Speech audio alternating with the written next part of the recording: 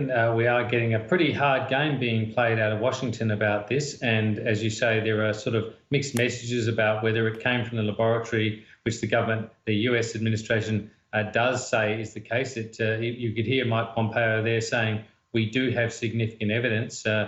We don't know what that evidence is, of course, and he's asking the world to take him on his word on that. But then there is the admission that it doesn't appear to be genetically modified or man-made. So some people are going to see a contradiction there.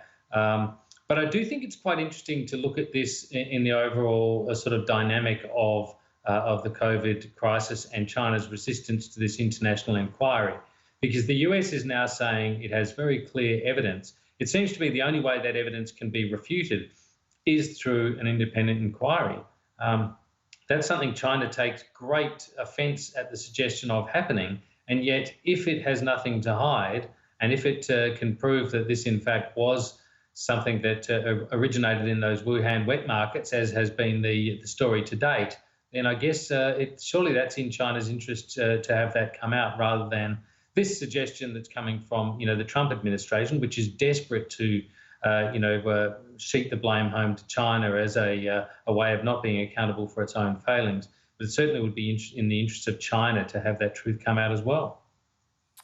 And that will obviously be a theme, a feature of the Trump year. This is a presidential year. He will use that as undoubtedly, and there is accountability to be held in China, no doubt about it. But I guess the interesting thing is their view that they can convince other nations that via aid or through pressure that they can reduce their accountability somewhat. I don't see how they could think that that is viable, Mark, particularly in the context of the global community. Once they get through this eye of the storm, they will no doubt want some answers here.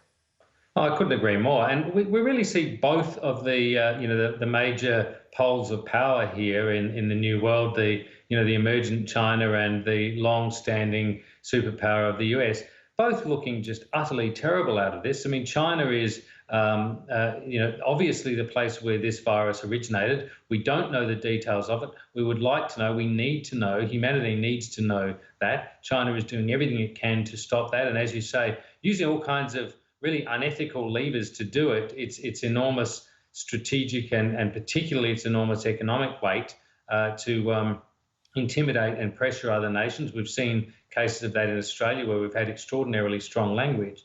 But we've got the US as well, which is, as I say, playing this very hard game. And it is transparently obvious that the Trump administration and many US governments, state governments perhaps, but certainly the Trump administration centrally, utterly failed to deal with this in the early stages, and has thus, rocketed America to the top of the pops as far as deaths and infections go. And so we're not getting much in the way of global leadership here. We're just getting this unedifying fight. And Trump clearly thinks his best chance of winning the election later this year is in blaming this entirely on China as a way of not being accountable for his own failings. And who knows, it might even work. Stranger things have happened, and in relation to the leadership at home, we've seen great leadership, really, at federal and state level. The national cabinet's worked well. The Education Minister, though, he obviously put that in doubt yesterday with his comments about Daniel Andrews. He quickly stepped back from those and said that he'd overstepped the mark, which was the right thing to do. Andrew Clennell, my colleague, reported about half an hour ago that had come at the request of the Prime Minister's office. So the Education Minister got a bit of a nudge in that direction, Mark. Yes, and I'm not surprised about that. I was gobsmacked watching that interview yesterday with David Spears on Insiders, because it did signal such a significant change in direction and the temperature of language coming out of Canberra. That was a pretty frontal attack on Daniel Andrews himself, really, accusing him of taking a sledgehammer to the school system and of not showing leadership and of not following the medical advice, even though Andrews is following the advice, we understand, of the Chief Medical Officer of his state. And the Prime Minister clearly took the same view, and we understand that there was a conversation between the Prime Minister's office and Tian, and that he quickly withdrew that statement. We don't see that kind of walk back very often in politics. We all know Dan Tehan. Those of us who've been around the halls of power for a long time know him and like him. He's an intelligent, respected minister. But it's pretty clear that there was, as he said himself, a moment where he overstepped there, and we've seen that now. And it is. I think it also indicates that Scott Morrison has a very strong regard, a respect for the integrity of this national cabinet process, which, as you say, Kieran, has guided Australia so well through this crisis, and the numbers attest to that. Yeah, and I think he's got a strong respect for Daniel Andrews too, the Prime Minister and Premier get on well. I think they've got a mutual respect there. So it's not that surprising that was the course of action. I've got to say, I don't think that was, you can't be too critical of Dan Tehan in my view, because this is an area of great passion. He's been copying it from all sides in the terms of education minister. He overstepped the mark, fine, but retracted, albeit at the request of the Prime Minister's office.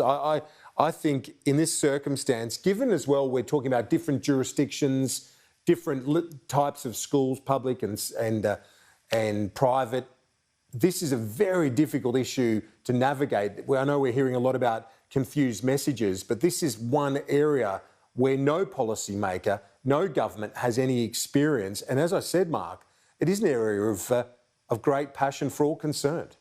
It is, and it's really kind of the interface between science, such as we have it, and that's fragmentary, really, in this area.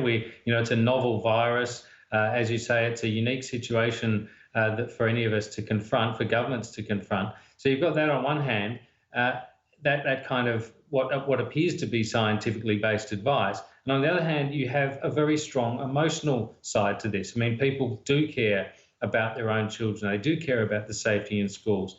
Passions run very strongly on this debate, both for getting kids back into schools because it's good for their education, and because people accept the strong advice from many health authorities that kids are not vectors for this disease and that schools are a safe place for them to be. But there are plenty of other parents who take a different view, and they hold that view very strongly, and and that is entirely understandable as well. So I think that you're right, Kieran, to say that there was a fair bit of passion in what Dan Tehan was saying yesterday. I think where it overstepped the mark was in the suggestion that there was some, level of extra enthusiasm or delight that Daniel Andrews might have taken from, screwing down the school system. I don't think the Victorian government is keeping schools closed for fun or because it's going to win a popularity contest about it. I think it's doing so because it believes that's the right thing to do.